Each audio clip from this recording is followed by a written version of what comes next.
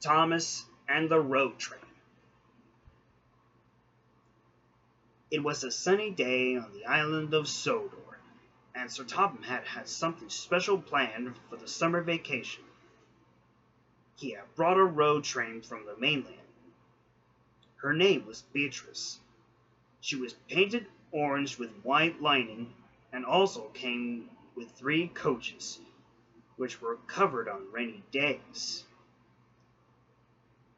Beatrice may have looked like a steam engine, but she traveled on the road and would usually bring vacationers to the seaside towns of Titmouth, Osberg, Knapford, and Normanby. Everyone knew Beatrice was coming because they heard her little whistle as she traveled to take them to their seaside destinations. But a few of the engines were annoyed about Beatrice's appearance. One afternoon, Thomas brought the passengers to James at Titmouth. James had just topped up with coal and was feeling annoyed. "Whatever will they think of next?" he complained. "What do you mean?" asked Thomas. "That road engine," grumbled James. "I've never seen anything like it in my life. First the red balloon, now the engine that runs on roads instead of rails. It looks ridiculous." "Her name is Beatrice," said Thomas, "and she's become very popular with the vacationers. Driver calls her a dawdle train." "Dawdle train more like," huffed James. "You wouldn't see me on the road with tires instead of my fine wheels."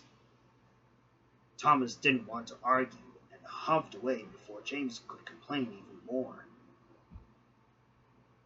Later on, Thomas was traveling on this branch line with Annie and Clarabelle. He felt much better. Anything was better than listening to James moaning and bickering at the time. Thomas then had to stop at a signal, and he was very surprised to see Beatrice on the road next to him. Beatrice looked very unhappy. Steam was leaking everywhere as he looked as if she was in great pain. "Are you okay?" asked Thomas. "My radiator burst," Beatrice sighed. "I've been meaning to get it fixed before I came to Sodor, but no one had time to mend me." "What about your passengers?" asked Thomas. "Oh, Bertie came and collected them 10 minutes ago," said Beatrice. "I've got no way to get to the works." "I'll help you," said Thomas. "I'll alert the next station." And Thomas did just that as the signal changed. Beatrice hoped that Thomas would come back, but of course, as everyone knows, Thomas was an engine who would always keep his word. Before long, Thomas pulled into Toyrek. He was very grateful that Sir Topham Hatt was on the platform. "Thomas," he boomed, "you're 2 minutes late." "Sorry, sir," Thomas panted, "but it's Beatrice. She's broken down." "I see," said Sir Topham Hatt. "We have to help her, sir.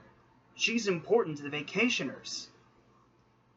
"You're quite right, Thomas," agreed Sir Topham Hatt.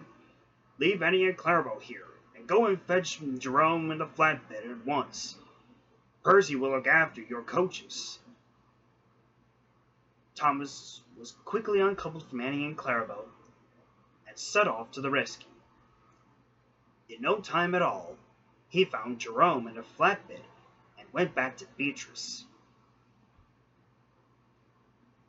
Beatrice was delighted when Thomas returned, but she was a little nervous about being loaded onto the flat car. "What about my coaches?" she wailed. "Don't worry," said Thomas. "Butch the breakdown truck's been called to take them back to the yard." Beatrice was pleased at this. Soon, Thomas and Jerome were on their way with Beatrice on the flatbed. They even passed James through the junction, and the red engine had to stare twice, thinking that Beatrice was actually on the rails. But soon, Thomas and Jerome arrived at the works with Beatrice. Judy and the workmen promised to start work on her engine at once. "Thank you, Thomas," smiled Beatrice. Thomas beamed. He was more than happy to help. A few weeks later, Thomas and Lady were resting near Knapford Beach. They were just about to leave when they heard a familiar whistle. But it wasn't that of an engine. It was Beatrice. She pulled up with her 3 coaches and packed to the brim with vacationers. But Thomas noticed that there was something different about her. "Have you had an overhaul?" Thomas asked. "Our friend Henry once had a new shape too after the Kiefer the goods train incident." "You might say that," Beatrice chuckled. "Because of my radiator, they had to give me a completely new design. I feel like a new road train." "You look wonderful," cried Lady Hap bubbly. "James is sorry he teased you and said you were the most ridiculous engine he had ever seen." "Oh, I am glad he apologized," smiled Beatrice. "I'm just happy to continue my services for your railway." Beatrice continued to work on the Northwestern Railway roads for the rest of the summer season. The engines were sorry when it was time for her to leave. But Thomas, Lady, and James hoped that next summer Beatrice, the road engine, would return to the island and provide more summer trips for the vacationers of the island.